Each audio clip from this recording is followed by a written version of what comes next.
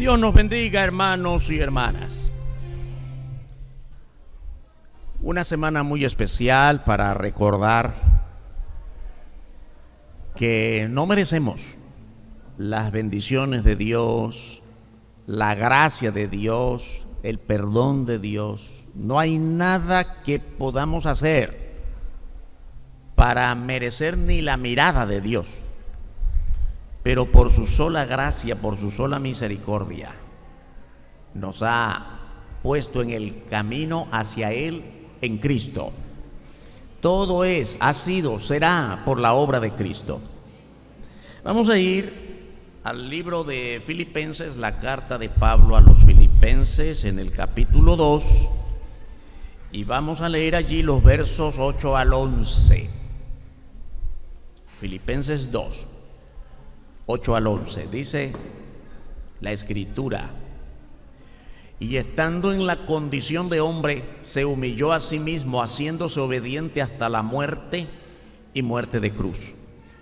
Por lo cual Dios también le exaltó hasta lo sumo y le dio un nombre que es sobre todo nombre, para que en el nombre de Jesús se doble toda rodilla de los que están en los cielos y en la tierra y debajo de la tierra, y toda lengua confiese que Jesucristo es el Señor, para gloria de Dios Padre.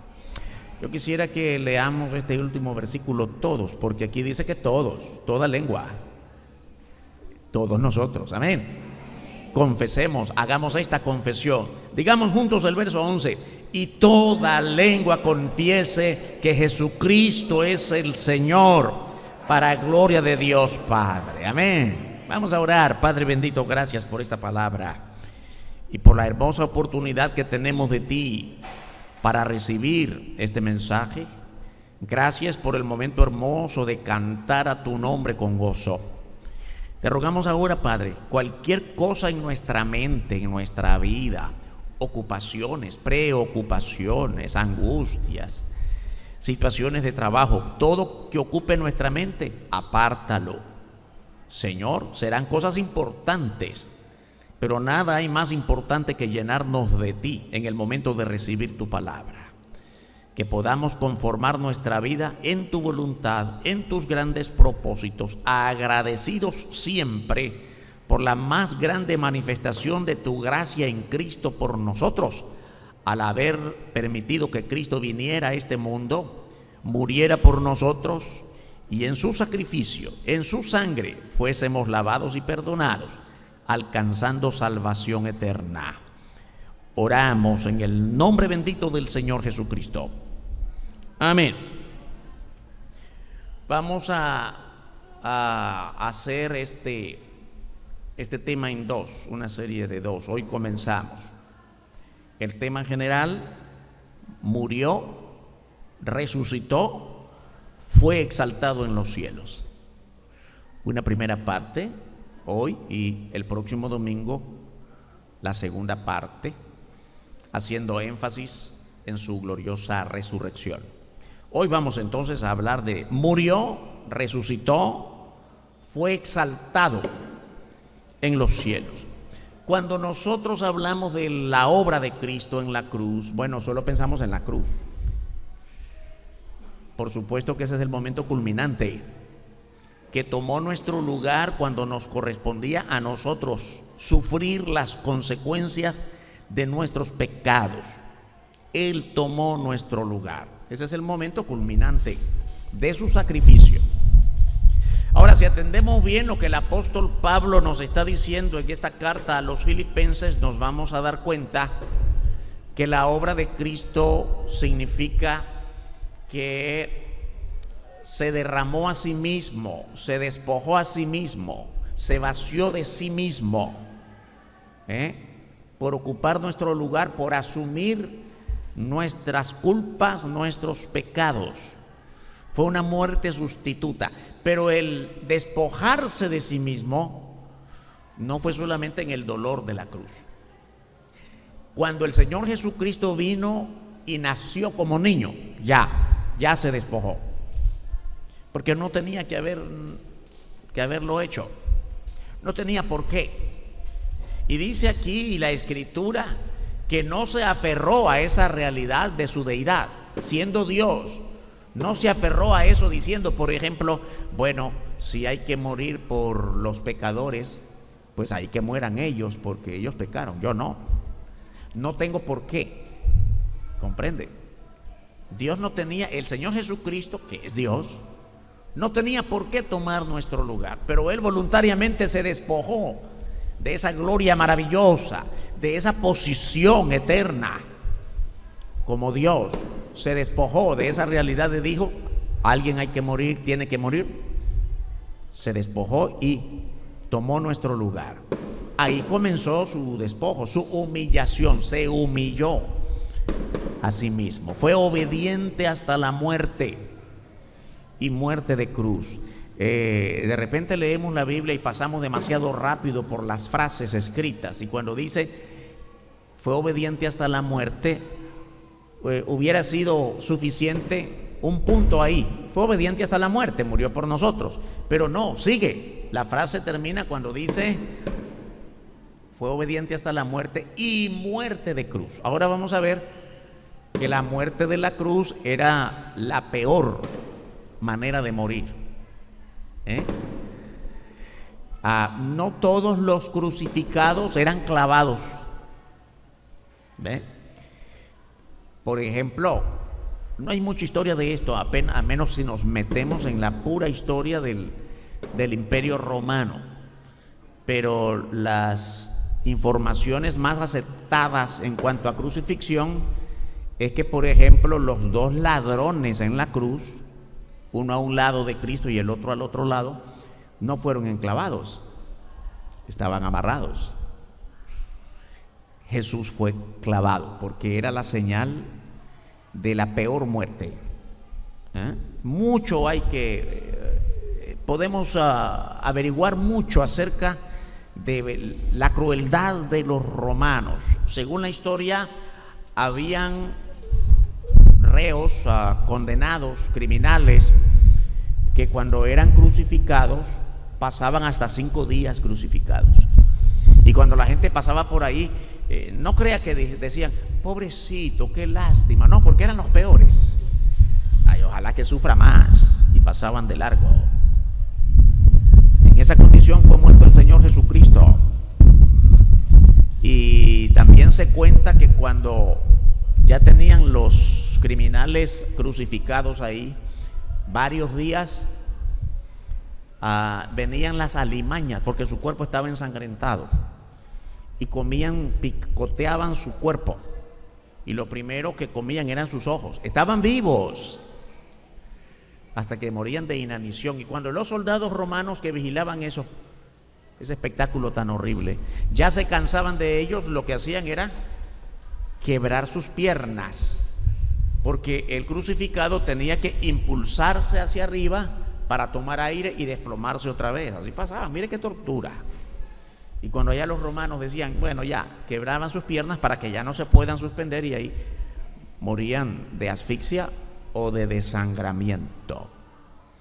Pues, esto es apenas un poquito de la crueldad de lo que significaba ser crucificado. En esas condiciones murió el Señor Jesucristo por nosotros. Y por eso el apóstol Pablo insiste, se humilló a sí mismo siendo obediente hasta la muerte y muerte de cruz, que quiere decir y la peor muerte, y no cualquier muerte. Bien, hermanos y hermanas, lo más importante para nosotros es que reconozcamos que no solo murió, de repente solo llegamos hasta ahí, y también no solo resucitó. A lo que más llegamos es que después de resucitar también ascendió a los cielos, pero no termina ahí la historia. La Biblia nos dice que cuando el Señor Jesús alcanzó victoria plena sobre la muerte, resucitando, apareció por aquí, por allá, durante más o menos 40 días, apareció a sus discípulos y a otras personas, y después de lo cual ascendió, y ellos vieron que ascendió. Pero tampoco termina ahí, dice que fue recibido por el Padre, exaltado, y otra frase importante, no solo exaltado, sino en qué posición exaltado, hasta lo sumo. Esa parte como que ya no la enfatizamos. Llegamos hasta que un día como estos días de la semana murió y resucitó. No, sigue la historia. Fue exaltado hasta los cielos. Nadie es más que el Señor Jesucristo. Él es exaltado hasta lo sumo. Amén, hermanos. Como aquellos, porque hay algunos que se creen Dios. Hermanos y hermanas, ninguno de nosotros puede llegar ni siquiera a la altura de los pies del Señor Jesucristo. Él es Dios exaltado hasta lo sumo y sigue exaltado y seguirá exaltado por toda la eternidad. Toda la obra del Señor Jesucristo por nosotros la creemos por fe y no por rito y no por tradiciones y no por mitos, sino porque hay evidencias.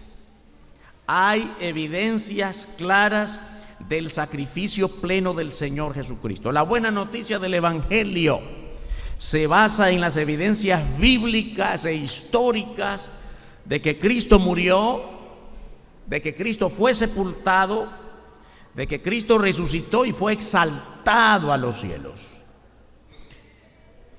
La muerte de Cristo fue por sentencia y ejecución romana. Esto es muy importante, ¿no?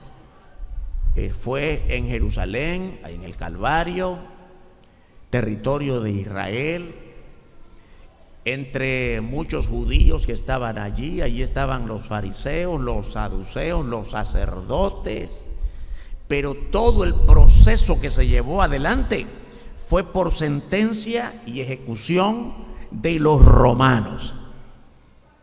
Y soldados romanos ejecutaron su muerte por crucifixión y constataron su muerte traspasando su cadáver con una lanza en su costado.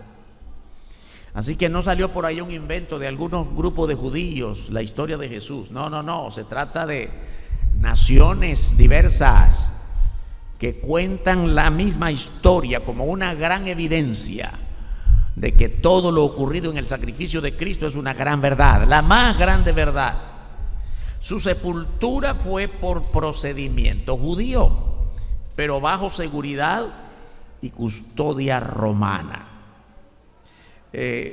Ahora recordamos esto que se dice mucho en la calle, cuando alguien anda de un lado para otro y va a una oficina y no le dan respuesta y lo mandan a otra.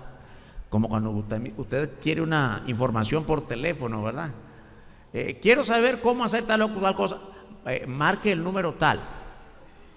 Y marca el número tal. Y después marque otro número. Marca 10 y nadie le responde. ¿Cómo dice la gente? Anda de Herodes a Pilato. ¿De dónde sale eso? Bueno, de la historia bíblica.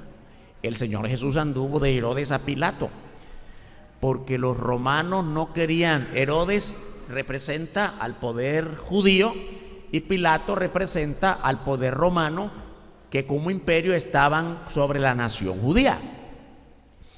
Y ninguno de los dos quería. No, vete a Roma porque tú has ofendido a Roma, le dice Pilato, que representa a Roma. No, es una cuestión religiosa entre ustedes. Eso. Y por último va de un lado para otro. Entonces, la responsabilidad de la ejecución de Jesús fue una responsabilidad compartida. La decisión fue judía, la ejecución fue romana y su sepultura fue bajo el formato judío, bajo la custodia romana.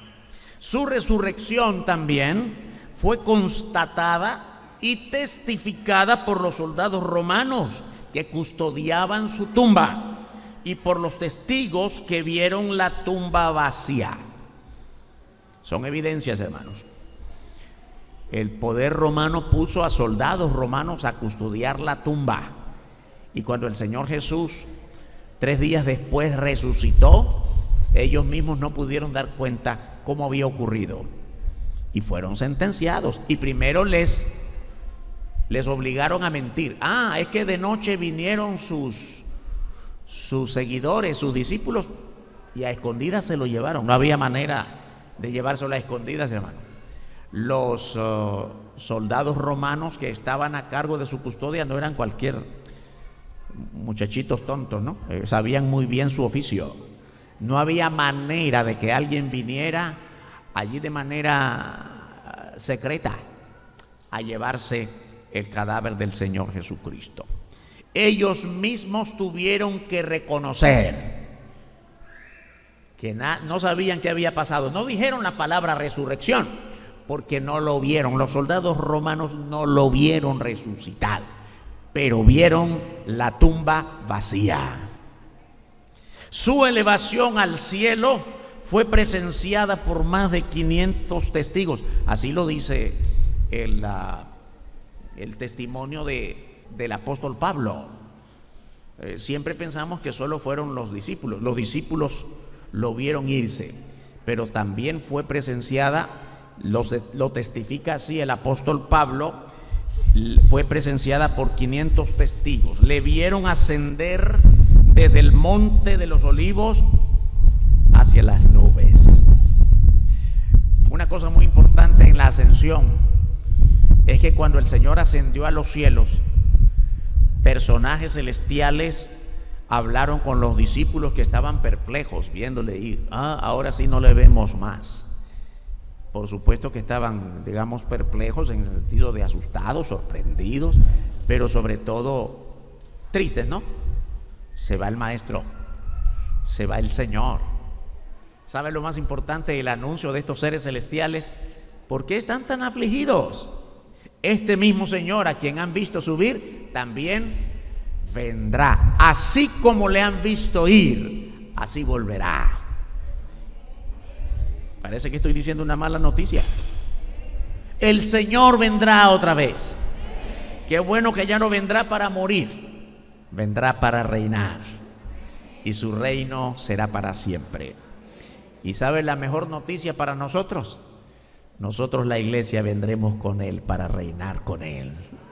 Debemos vivir en constante gozo de todas estas verdades, hermanos y hermanas. Lo más grande de todo el sacrificio del Señor Jesucristo, desde que vino como niño y todo lo que hizo durante su vida, su sacrificio en la cruz, su ascensión, su resurrección, ascensión y exaltación, lo más grande de todo eso es que tiene que ver con nosotros. No se trata de una historia ajena, no se trata solo de Jesús, qué bueno que lo que hizo en su favor y ya se fue y está en los cielos.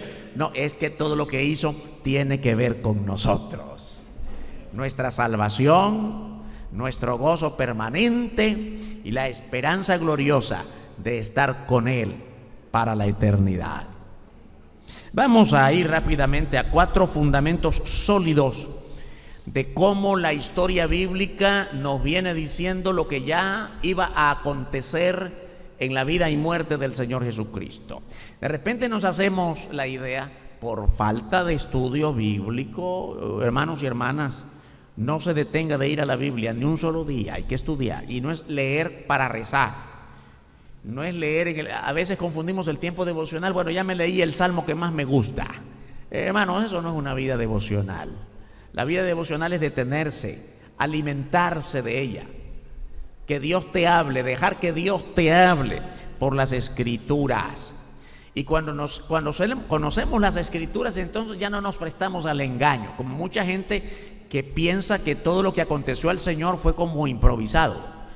De repente decidió morir, de repente. No, hermanos, todo el Antiguo Testamento nos dice acerca de un Mesías que vendría, y esto es el Señor Jesucristo. Creo que todos deberíamos ir en nuestro tiempo devocional a Génesis 3:15, no ahora. Génesis 3:15, ¿sabe qué es eso? Eso, después que Adán y Eva pecaron, fueron expulsados del Edén, Dios hizo juicio sobre los que participaron en esa vez del pecado, la serpiente, Adán y Eva. Y cuando habló con la serpiente, ahí es lo que se nos narra en Génesis 3:15, aquello de que tu simiente y la simiente de la mujer, ella, la simiente de la mujer, ahora sabemos que es el Mesías, el Señor Jesucristo, hablando de la muerte de Cristo. La simiente de la mujer te herirá en la cabeza, tú le herirás en el calcañar. Hay mucho que decir por eso, pero solo quiero decir esta mañana que ese es el primer anuncio en las Escrituras de un Mesías redentor.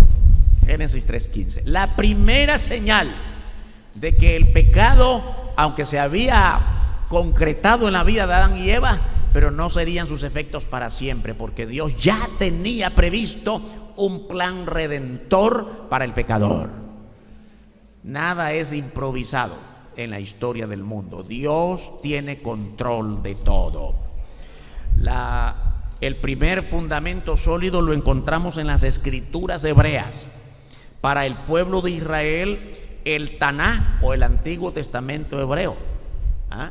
Todas las escrituras que tenemos en la primera parte del Antiguo Testamento, incluyendo los libros proféticos. Todo el Antiguo Testamento son evidencias valiosas porque se trata de escrituras hebreas, óigame, escritas cuando el Señor Jesucristo no se había manifestado. Cuando Isaías, cuando Miqueas y otros profetas anuncian la llegada del Señor Jesús, y no solamente su nacimiento, sino todo lo que acontecería durante su muerte y todo lo que aconteció en la vida de Jesús, incluso que le iban a dar a tomar vinagre por agua cuando él dice tengo sed, que se iban a repartir sus vestidos. Todo, cada detalle de la muerte del Señor Jesucristo ya estaba profetizada en la antigüedad. Y lo más importante es que lo profetizaron personas que no lo vieron, que no le conocieron, muchos siglos antes de que esto ocurriera. Desde este fundamento del Antiguo Testamento, Dios anuncia la llegada del Mesías de Israel. El Mesías, el Hijo de Dios, el niño que nació, el Señor Jesús, Dios en carne, Dios hecho hombre. Así va anunciando la Biblia dónde nacería, cómo predicaría, dónde predicaría, cómo moriría. Cada detalle estaba anunciado desde la antigüedad en los libros proféticos. No vamos a ir voy a mencionar muchos pasajes bíblicos y yo espero que usted esté anotando porque no hay tiempo de ir. Lo importante es que usted sepa la buena cantidad de pasajes bíblicos que anunciaban con mucho tiempo de anticipación cada detalle de lo que ocurrió con el Señor Jesucristo. En el Salmo 22 se anuncia su muerte por crucifixión y su reino venidero. Salmo 22 tiene mucho que leer en esta semana. ¿Usted cree que iba a tener las vacaciones para ir a visitar por aquí, por allá, para ir a la playa? Bueno, yo creo que aún en la playa se puede leer la Biblia. ¿Usted cree, no? Ojalá que sí. Voy a ir a la finca de mi abuelita, allí también lleve su Biblia. Hermanos, puede haber vacaciones para cosas de todos los días. Esta semana no voy a ir a vender, esta semana no voy a ir a la oficina. Qué bueno, pero usted no puede decir, esta semana voy a guardar la Biblia. No se puede. Esta semana va a ser de vacaciones, voy a orar, hoy es el último día que oro, voy a orar hasta el próximo domingo porque toda la semana. Hermano, no se puede. Usted no puede romper comunión con Dios de vacaciones. Ya le pedí permiso a Dios, ya Dios le dijo que no. ¿Está bien? Ya parece que estoy diciendo malas noticias esta mañana. En el Salmo 16 también se anuncia esta gran verdad. Salmo 16, voy a leer los versos 10 y 11. Porque no dejarás mi alma en el Seol. Esto es, para que lo entendamos, el salmista escribiendo acerca de la muerte del Señor Jesús como si el Señor Jesús estuviera hablando. Óigame, el salmista no conoció a Jesús, digo personalmente, eso fue siglos antes que fue escrito esto.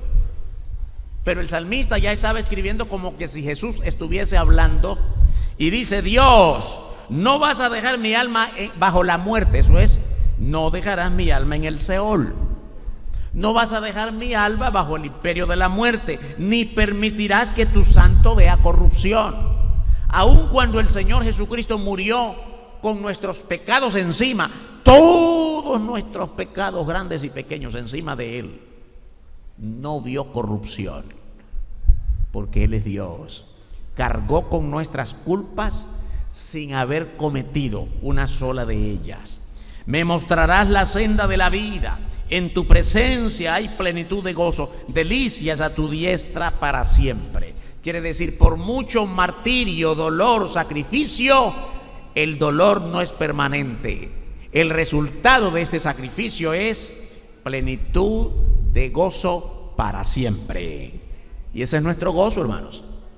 El sacrificio de que mucho hablamos, el sacrificio del creyente hoy no es caminar de rodillas delante de una imagen o detrás de una imagen, ni golpearse el cuerpo, ni hacer esto o aquello. No, hermanos, el sacrificio que Dios quiere es fe en Él, porque el sacrificio ya lo pagó Él. Es un sacrificio de gozo. La palabra sacrificio es apenas una señal de lo que Él ya hizo, y el resultado de su sacrificio es nuestra dedicación a testificar de su gozo en nosotros, para que otros también alcancen el gozo de la salvación.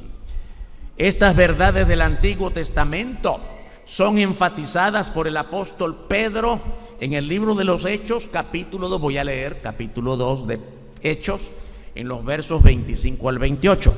Dice así la Escritura: porque David dice de él: veía al Señor siempre delante de mí, porque está a mi diestra, no seré conmovido.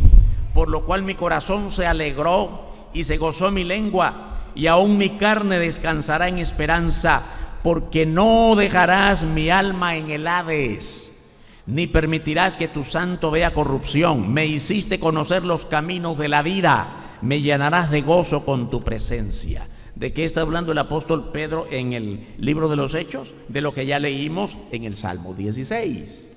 Lo que está diciendo Pedro es: lo que el salmista dijo siglos atrás se cumplió plenamente en la vida del Señor Jesucristo. Ahora, si nosotros hubiésemos estado a la par del salmista preguntándole: oye, David, ¿y de quién estás hablando aquí? La respuesta más natural de David hubiera sido: yo no sé.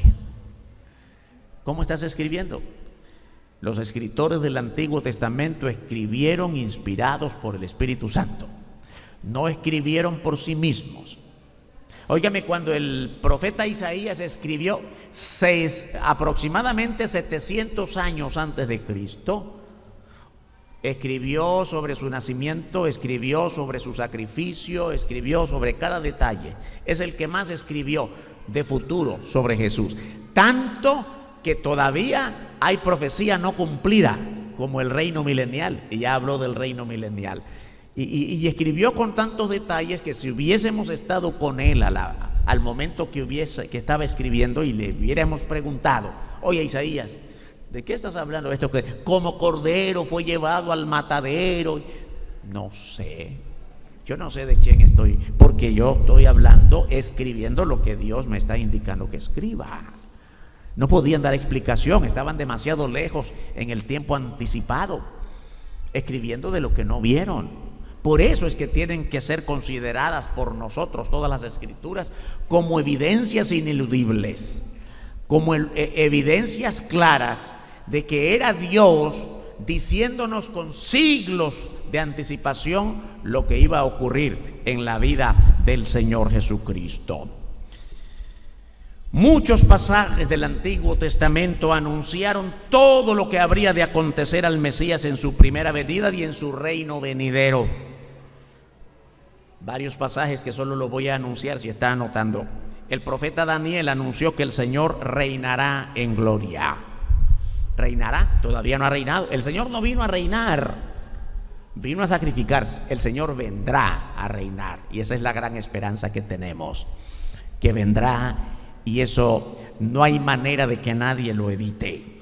Eso está en el capítulo 7 del profeta Daniel. La señal de Jonás, otra gran evidencia. Jonás capítulo 1 en el versículo 17, Jonás capítulo 2 versos 1 y 2 y el verso 6. Todo el capítulo 1 del verso todo el capítulo 1 del profeta Jonás y el capítulo 2. Ahora, ¿qué es esto de la señal de Jonás? Sobre todo este trasfondo escritural del Antiguo Testamento, el Señor Jesús murió y resucitó. Repito, hermanos, no fue una cosa en la que no sé qué hacer para rescatar al pecador. ¿Qué hago? Voy a improvisar algo, a ver. No, hermano, no, estaba hecho ya. Mire, lo que mencionamos de Génesis 3:15 era parte del plan de Dios antes de la fundación del mundo. El anuncio del Mesías era parte del plan de Dios, del plan redentor de Dios para nosotros desde antes de la fundación del mundo. Y voy a leer capítulo 16 de Mateo, versos 1 al 4, porque acá se nos enseña acerca de la señal de Jonás. Mateo 16, 1 al 4 dice: vinieron los fariseos y los saduceos para tentar al Señor Jesús, y le pidieron que les mostrase señal del cielo. Mas él respondiendo le dijo: cuando anochece decís buen tiempo, porque el cielo tiene arreboles, y por la mañana hoy habrá tempestad, porque tiene arreboles el cielo nublado. Hipócritas, les dijo el Señor Jesús a ellos, que sabéis distinguir el aspecto del cielo, mas las señales de los tiempos no podéis. La generación mala y adúltera demanda señal, pero señal no les será dada, sino la señal del profeta Jonás. Y dejándolos, se fue. La señal del profeta Jonás es que el Señor Jesús tomó como figura lo que había ocurrido con Jonás, que estuvo en el vientre del pez, en el fondo del mar, 3 días y 3 noches. Y eso fue lo que él ocupó para decir: así como Jonás estuvo en el vientre del pez 3 días y 3 noches, así el Mesías estará, así el Señor estará 3 días y 3 noches bajo el dominio de la muerte, lo cual ocurrió. Y por eso el Señor está hablando duramente a los fariseos, ellos que eran los más sabios, y por lo menos eso creían ellos, ¿no? Danos señal. No, ustedes están viendo las señales y no entienden. Eso les dijo, la señal de los tiempos, cuando llueve, cuando no llueve, cuando hay tempestad o cosas de esas que ya leímos.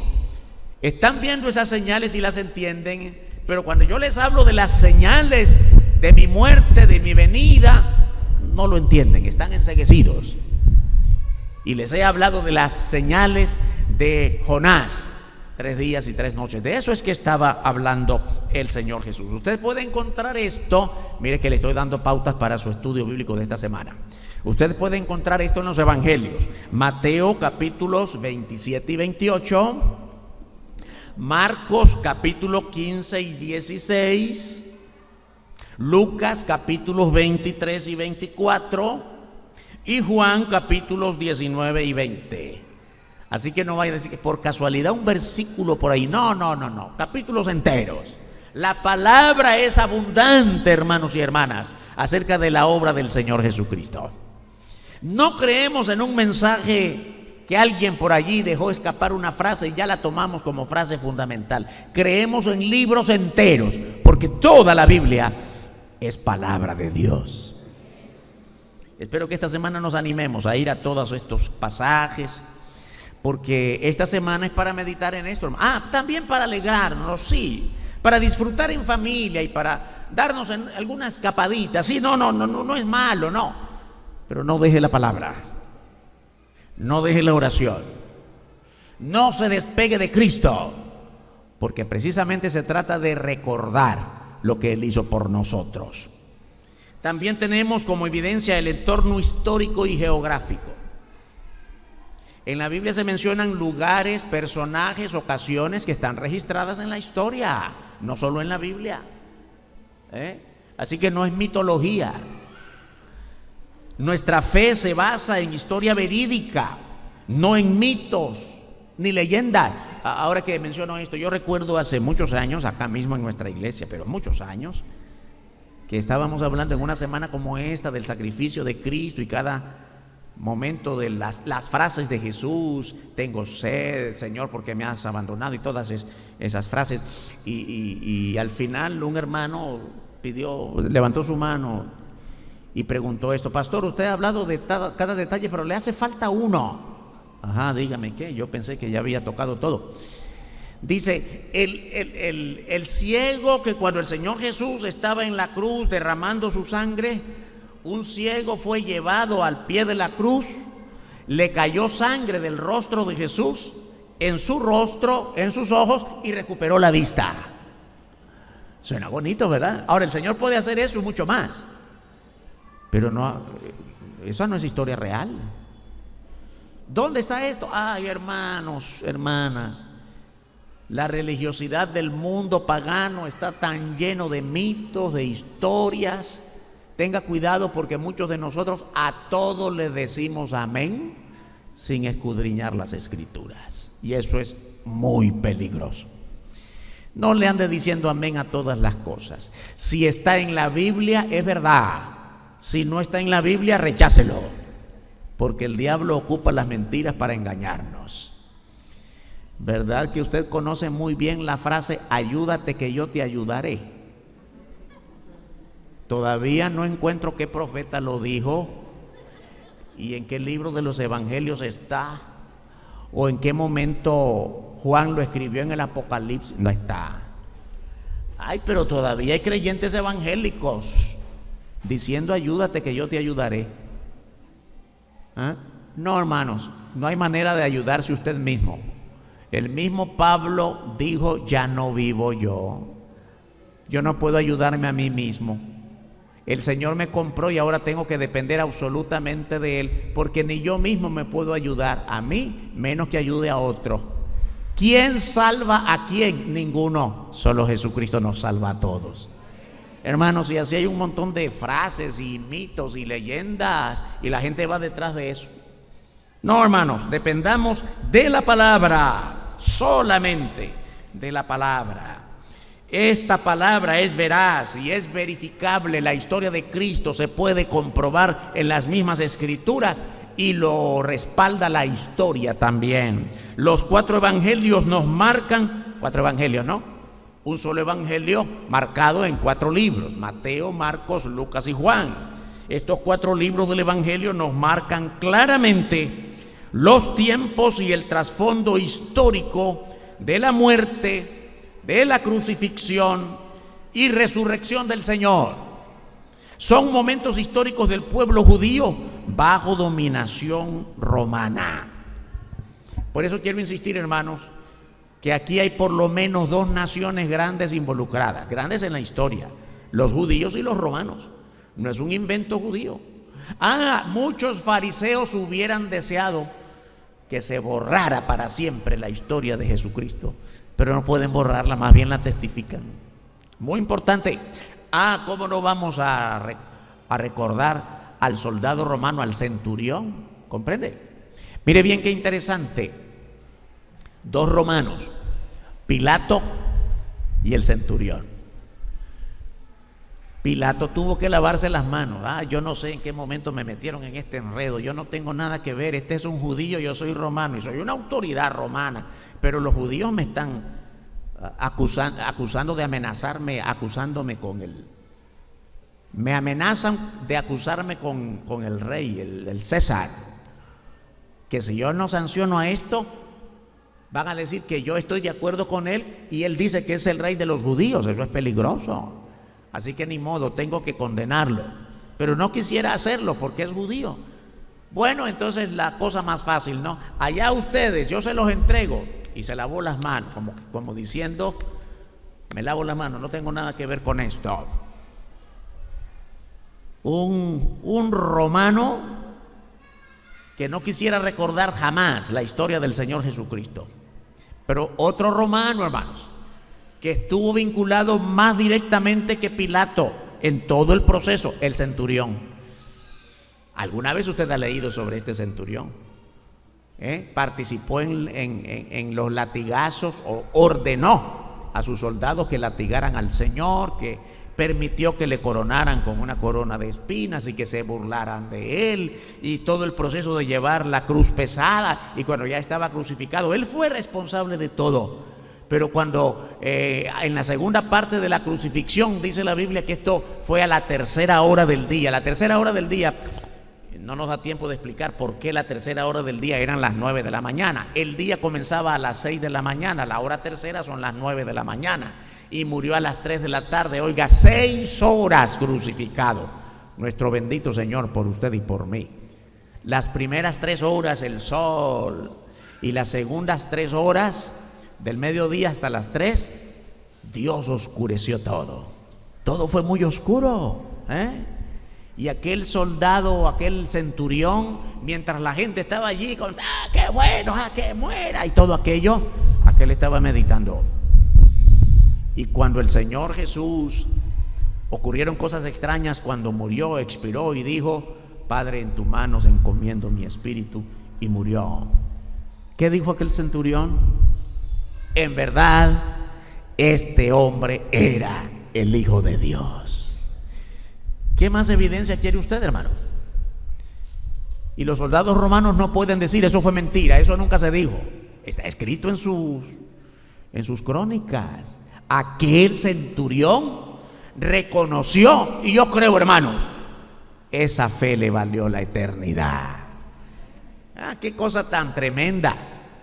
En el último suspiro de Cristo, el que llevó adelante toda la sentencia y toda la ejecución de su muerte, llegó a decir: era verdad lo que había dicho toda la vida, este es el Hijo de Dios.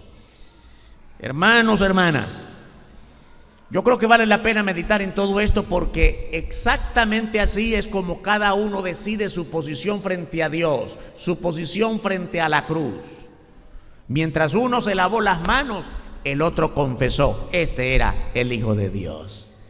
¿Cuál ha sido nuestra confesión delante de Dios? Yo creo, hermanos, que en muchas iglesias, no solo aquí, pero aquí también, creo yo en la posibilidad de que mucha gente va a las iglesias sin haber confesado de verdad su vida al Señor Jesucristo. Nuestro entorno está lleno de religiosos que creen en alguna religión porque mi abuelita me trajo, porque es la tradición cultural del país donde nací, porque son las costumbres. Ay, pastor, porque el día de las fiestas patronales yo vengo a cumplir con la escuela dominical, pero por la tarde voy a las fiestas. Cuán difícil es desarraigarnos, hermanos y hermanas, de todas las tradiciones, de todos los engaños, de todos los mitos y leyendas de las que somos parte en nuestra historia cultural. Pero qué bueno cuando rompes con el mundo y te decides por Cristo. ¿De quién es esa decisión? Solo tuya. Solo tuya. Cada uno decide cuál es su posición personal delante de la cruz del Señor Jesucristo. Las sectas de los judíos, los fariseos, los saduceos, los herodianos, las sinagogas, las tradiciones de los ancianos, el enorme y majestuoso templo de Jerusalén, todo eso es evidencia histórica. Óigame una cosa muy importante. El pueblo de Israel, cuando después del Señor Jesús partió del cielo, de la tierra al cielo, exaltado hasta lo sumo, siguió estando bajo el imperio romano. Y después del Señor Jesucristo hubo muchos levantamientos judíos contra el imperio romano, hasta que la historia nos cuenta que en el año 70 después de Cristo, los romanos se cansaron de los judíos y dijeron: acabemos con ellos. Si usted ha ido a la historia, se va a dar cuenta que allí dispersaron al pueblo de Israel. Los dispersaron desde el año 70, y lo más grande es que destruyeron el templo. Ya había sido destruido por los babilonios mucho tiempo atrás, pero este es el segundo templo. Ya estaba reconstruido desde el tiempo de Nehemías, y este templo fue desaparecido hasta hoy. El templo de Jerusalén no existe más hasta hoy. Y pasaron dispersos desde el año 70 hasta ¿cuándo cree usted? Hasta 1949, después de la Segunda Guerra Mundial. Estaban tan dispersos en todo el mundo que después que acabó la guerra de Hitler, los trajeron de nuevo y están ocupando de nuevo el territorio, allí donde está hoy la nación que hoy se llama Israel. Óigame, cuando hablamos de historia de cientos y cientos y milenios de años, cuando hablamos de 1949, eso es ayer. ¿Comprende? Relativamente. Eso es ayer. Hasta hace poquito volvieron a su territorio. Y cuando volvieron, todo lo que había sido señal de edificios desapareció. Más de 1000 años dispersos. Desapareció. No había historia. y empezaron a excavar. Y en las excavaciones que comenzaron en los años 50 hasta este día de hoy, empezaron a redescubrir dónde estaba el templo, dónde estaba la casa de David, dónde estaba la ciudad de Sión, dónde estaba el monte tal o el monte cual, dónde fue esto o aquello, hasta ahora que están excavando. Bendito el Señor, que en todas las excavaciones y los descubrimientos están dando muestra de que todo eso es evidencia histórica, de que toda la historia bíblica es una gran verdad. Muy importante, hermanos y hermanas. Sí, están allí las evidencias del templo y donde se reunían los ancianos y las sinagogas y donde está todo el entorno de Capernaum, donde el Señor creció e hizo sus milagros. Evidencias históricas que nadie puede negar. Todos los lugares están allí. Todo esto constituye el ámbito histórico verificado en los escritos judíos y en los evangelios, y ese es el entorno en el cual se desarrolló toda la vida del Señor Jesús. Todos los lugares mencionados en los 4 evangelios son perfectamente verificables en la historia. Jerusalén, Betania, Getsemaní, Jericó. Los muros de Jericó están allí, derribados, pero están. La mención y participación de autoridades romanas es muy precisa. Los romanos no van a negar la historia de sus personajes. Están allí en la Biblia y están allí en las crónicas romanas. Herodes el Grande, Arquelao, Herodes Tetrarca, Poncio Pilato, así como autoridades judías, Caifás, el Sanedrín. Todo esto es evidencia histórica de que la verdad de la Biblia no se puede negar. La crucifixión y sepultura del Señor fue un acto público, no fue en secreto. En aquellos días de Pascua, Jerusalén se llenaba de gente de muchos lugares. Una vez que el Señor resucitó, el Señor camina con los discípulos de Emaús y ellos le dicen: ¿eres tú el único que no sabe lo que ha pasado en estos días? Lucas 24:18. Cuando los discípulos no sabían que el Señor resucitado era el que iba con ellos, no sabían que era Él, el Señor ya había resucitado, y ellos le dicen: ¿eres tú el único que no sabe lo que ha pasado en Jerusalén? ¿Qué quiere decir esto? La muerte de ese hombre es del conocimiento de todos en Jerusalén, y ahora vienes tú a decir que no sabes. Pero era Él mismo, el Señor resucitado, hasta que Él les reveló quién era delante de su presencia.